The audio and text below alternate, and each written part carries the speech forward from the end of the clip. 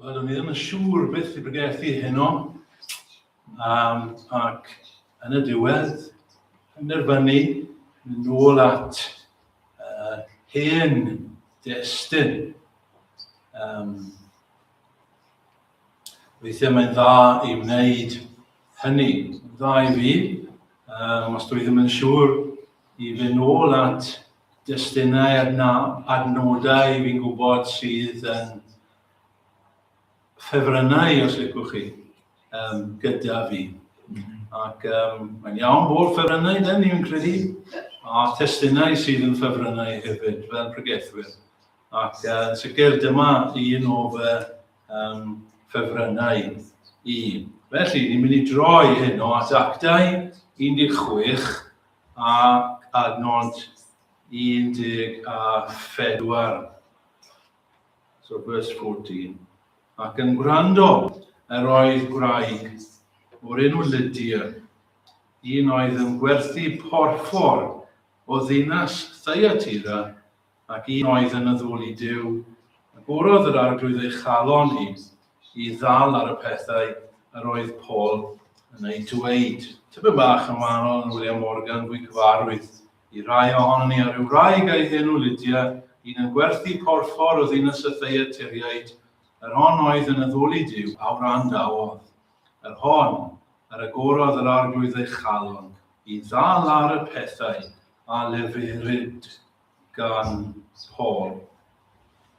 Wel, fel chi gyd yn gwybod, mae llyfr yr Actau yn cofnodi mwy nag un achos o bobl yn cael ei achub. Mwy nag un achos o bobl yn dod yn Gristnogion. Dyna beth ni'n golygu wrth ddweud bod pobl yn cael ei achub, maen nhw'n dod yn Gristnogion. Ac fe allwch chi feddwl am rai, fi'n siŵr, fel fi. Mae llyfr yr Actau'n llawn ohonyn nhw, pobl yn cael ei achub. Meddwl am Saul I hun a ddaeth yn Paul. Mae'r cofnod yma ohono fe cael ei achub. Chi'n cofio'r einich? Fe'n cael ei achub. Cornelius, mae'r cofnod yna o fe'n cael ei achub. Hyd yn oed pobl llai adnabyddus, fel y raglaw yn Cyprus, o'r enw Sergius Paulus. Mae'r cofnod o Sergius Paulus yn dod yn Gristion hefyd.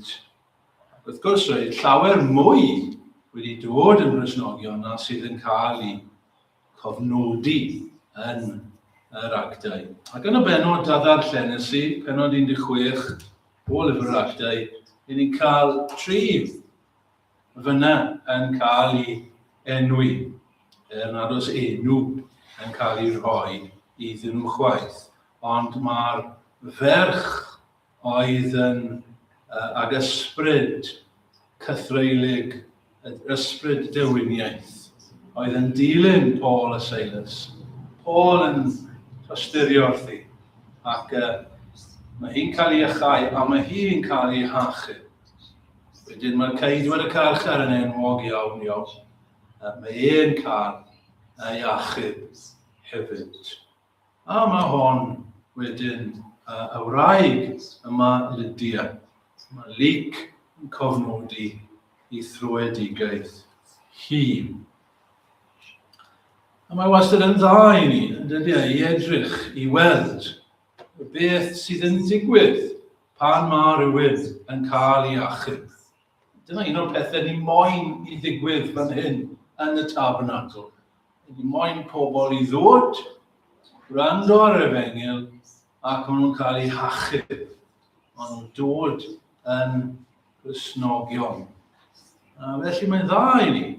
Mae'n dda I ni fel Gristnogion, ac yn sicr mae'n dda I ni os dyn ni ddim yn Gristnogion, I wybod beth yn gwmws yw'r broses yma o ddod yn Gristion. Ac ni'n mynd I edrych ar yr hanes gan ganolbwyntio ar 3 pherson. Oherwydd, yn ddiddorol iawn, mae Luc yn nodi fod yna 3 pherson yn glwm yn rhwedigaeth Lydia. 3 pherson yn glwm yn y weithred ohoni'n cael ei hachub. Ac yn i fynd trwy'r 3 gyda'n gilydd. Beth yn ni'n gwybod amdano nhw? A beth wnaethon nhw? Sori'n cyntaf, yn amlwg, Lydia ei hun. Hi sy'n cael ei hachub. A beth yn ni'n gwybod am Lydia? Mae'n tipyn i ddweud y gwir. Yn ni'n gwybod i henwi, i ddechrau. Yn ni'n gwybod bod hi'n wraig. Mae'n ddiddorol y sylw mae Luc yn rhoi i wragaeth. Luc ysgrifennu'r Efengil bore yma buon ni'n darllen, a Luc sy'n ysgrifennu yr Actau. Ac Luc, fel dwi'n dweud, a lot i ddweud am wragaeth. Wragaeth oedd yn wrth y groes, pan oedd y disgyblion wedi mynd. Wragaeth oedd y cyntaf y beth pan atgyfodwyd Iesu Grist. Ac mae yna wragaeth yn yr Actau yn cael tipyn o sylw hefyd. Mae wragaeth yn bwysig. Mae rhaid i wragaeth gael ei achub, fel mae rhaid i ddynion cael ei achub. Mae wragaeth yr un mor bwysig yn ôl o Duw ac i'w dynion. Mae'n wahanol, ond mae iachawdwriaeth yr un peth i wragaeth ac i ddynion. Beth arall ni'n gwybod am y wraig yma? Wel, mae Luc yn dweud bod hi o Thyatira. Lle mae Thyatira? Nôl yn Asia Leiaf. Heddi yn Twrci. Philippi yn Bulgaria. Macedonia wedi newid i'r Macedonia oedd Testament Newydd. A dydy yma Bulgaria fydde y ddinas just dros uwchben Groeg fyna, dros y môr o Twrci. So roedd hi'n dod o Thyatira ac mae Luc yn dweud i fod hi'n gwerthu porffor. Nawr roedd hwnna yn swydd neu yn waith anodeddus, tipyn o arian, gwerthu porffor. Felly roedd Lydia yn amlwg yn dod naill o dras cyfoethog, neu roedd hi wedi gwneud ei chyfoeth i hi. Falle oedd hi'n tipyn bach o entrepreneur, wraig busnes, ond bydde arian ganddi hi. Dawnus felly y wraig hon. Beth ni'n gwybod amdani? Wel, mae Luc yn dweud, yr hon oedd yn addoli Duw.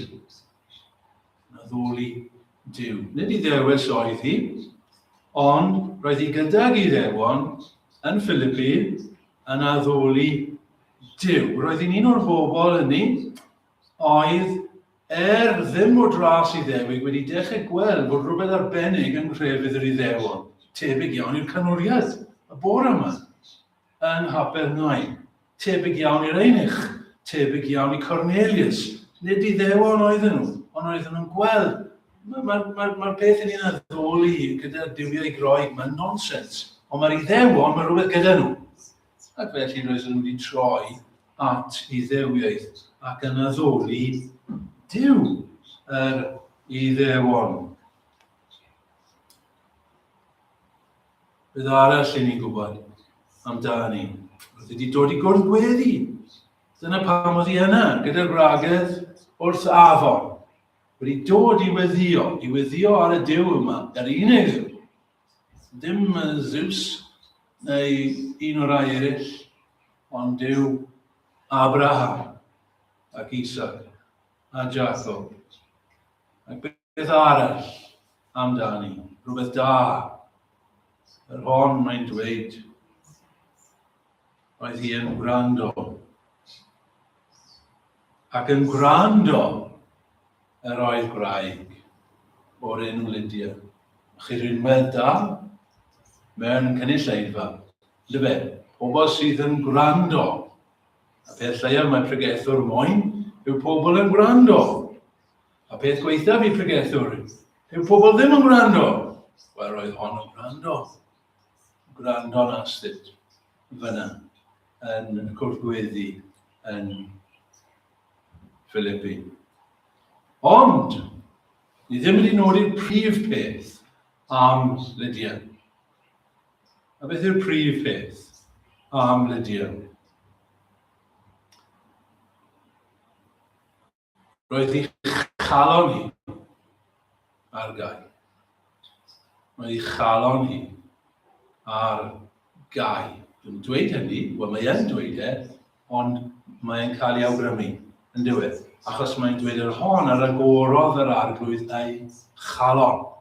Felly, os oedd yr arglwydd wedi agor ei chalon, mae'n rhaid bod ei chalon i ar gau cyn i'r arglwydd agor ei chalon. Fe agores i'r capel am hanner wedi 4. Os fi'n dweud hwn wrth chi, chi'n gwybod, cyn hynny, roedd e ar gau. Petai chi wedi dod lawr cyn hanner wedi 4, byddwch chi ffindo bod y capel ar gau. Roedd calon Lydia ar gau. Yr holl rinweddau nid i nodi. Wedi'n ddawnus, wedi'n addoli, gwir ddew, wedi mewn cwrdd gweddi, wedi'n randawrau dda. Gweitha'r hyn i gyd, wedi chalon hi ar gau. Dyma'r peth mwyaf pwysig mewn gwirionedd yn dyfe. I chalon hi. Hynny yw, ei henaid hi. Y peth dyfnaf amdano ni yw'n calon ni. Oedd ar gau. Doedd hi ddim yn deall pethau Duw. Bod hi'n addoli Duw, meddwl oedd hi'n addoli Duw, trio addoli Duw, oedd hi chalon hi ar gau. Doedd hi ddim yn gweld pethau ysbrydol, doedd hi ddim yn deall pethau ysbrydol, roedd hi'n farw, fel mae'r Beibl yn dweud. Dyna beth mae Luc yn meddwl trwy ddweud bod hi chalon hi ar gau. Dydy ddim yn nabod yw. Dyn anianol, medd Paul, nid yw yn derbyn y pethau sydd o ysbryd yw. Ac nes gall, canes ffolineb ydynt ganddo. Mae calon pawb ar gau. A dyn ni ddim yn deall pethau Duw wrth naturiaeth. Ni ddim yn gallu. Mae'n calonau ni fel hyn. Di cau, reit lan, fel rhyw clamp.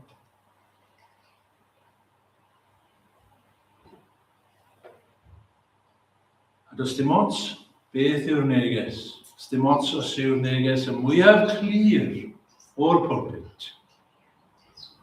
Byddwn ni ddim yn deall, byddwn ni ddim yn ymateb. Wedi dweud y stori o blaen am Wilberforce. Chi wedi clywed am Wilberforce?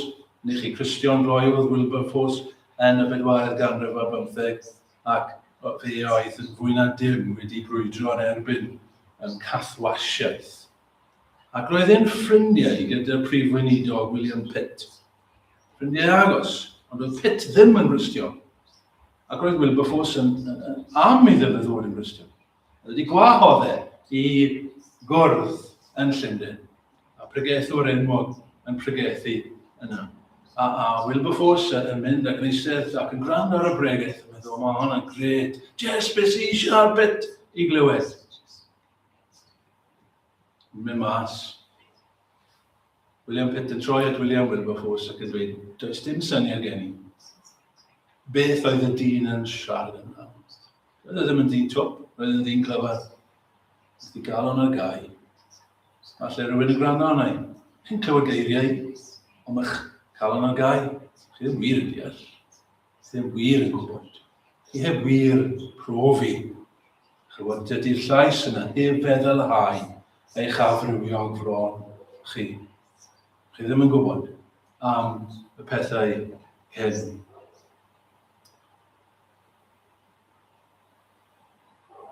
Dyna'r cyntaf felly, person yw Lydia ei hun. Nawr yr ail berson yn glwm yn ei thrwedigaeth. Paul.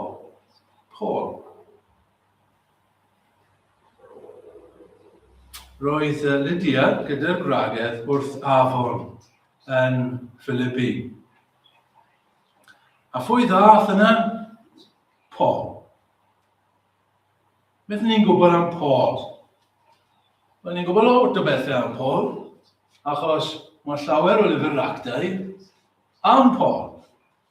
A mae llawer o'r Testament Newydd wedi cael ei ysgrifennu gan Paul. Felly ni'n gwybod tipyn am y dyn yma. Doedd e ddim wastad wedi bod yn Gristion. Roedd na adeg oedd hi'n galw ne ar gaeth, fel pawb arall. Ond chi'n gwybod beth ddigwyddodd iddo fe, chi'n gallu darllen amdano fe ymhen ar 9. Fe gas e iachyd, fe gas e drwydigaeth. Fe ddaeth Iesu Grist ato fe ar y ffordd i Damascus. Cyn hynny, oedd e'n gas yn erbyn Gristnogion. Oedd e'n casau yr Efengil a Iesu Grist.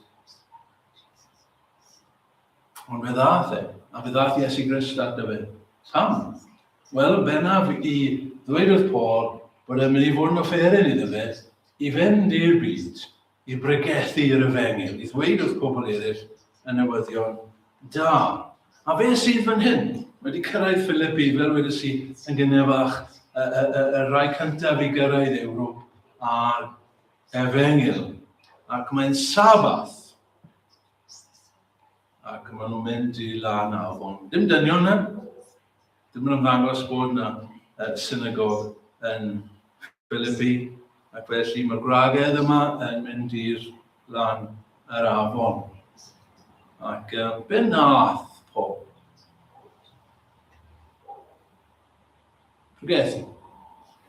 Pregethu. Siarad. Rannu'r newyddion da gyda'r bobl. Be wedodd e? Wel, dwi ddim yn dweud.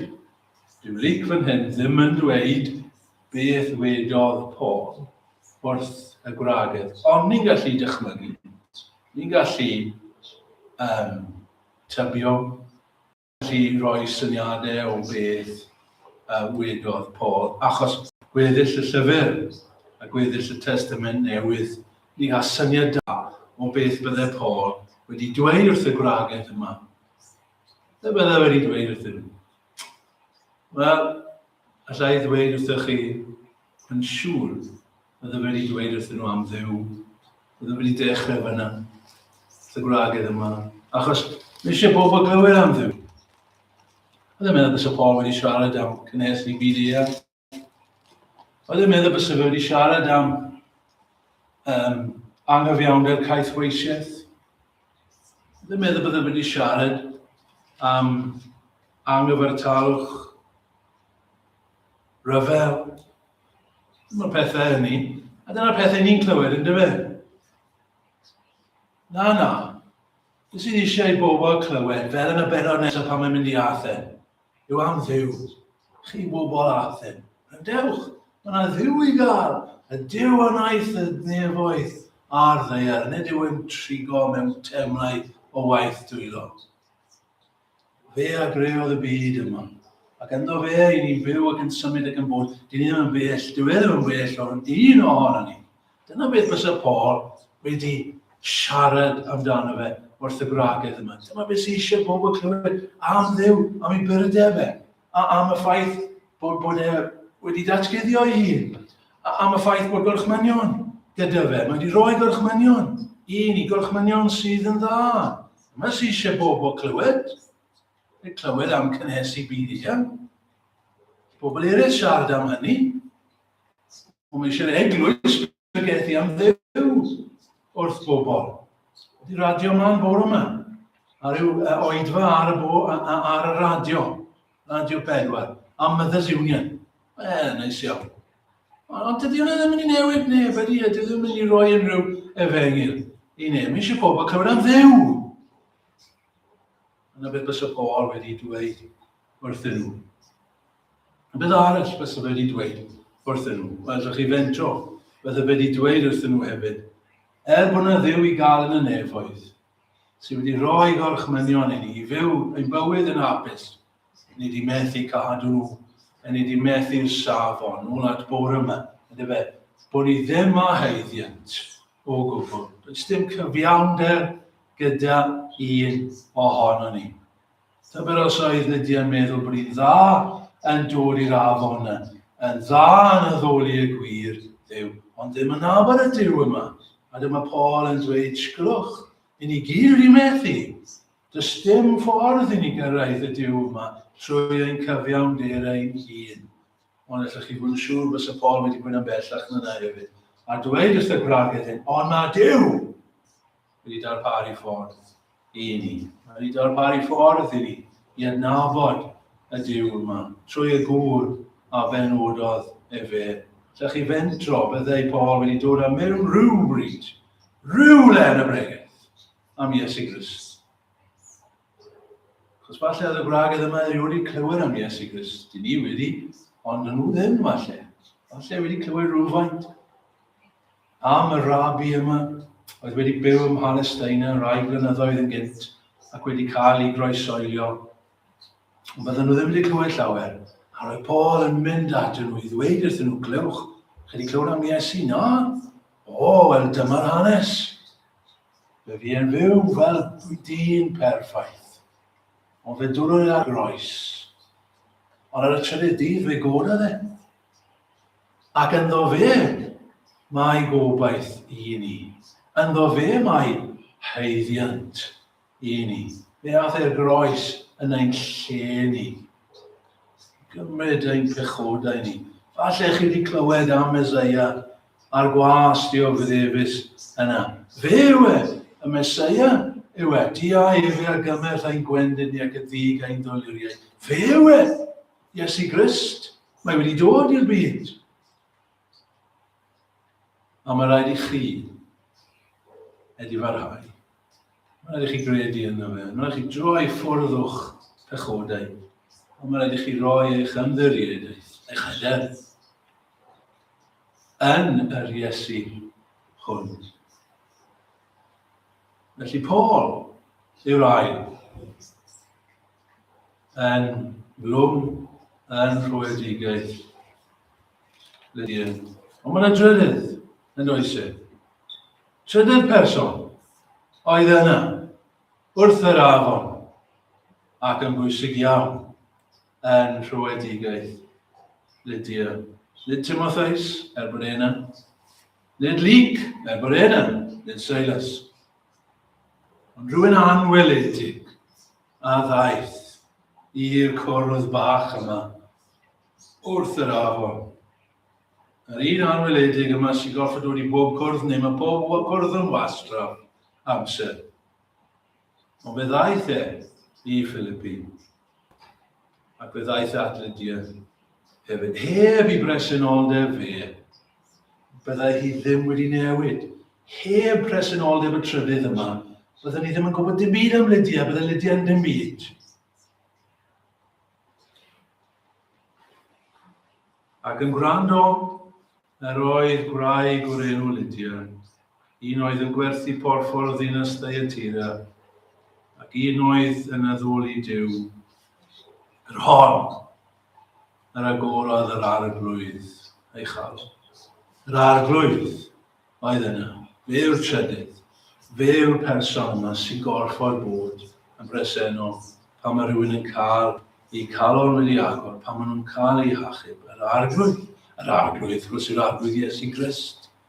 Fe ddath i Philippi. Nawr, allan i ddychmygu rai yn dweud, wel, am hwnnw, Luc, ffordd yr Arglwydd yna. Ni yn Actau o Apostoli, ni ddim yn yr Efengylau.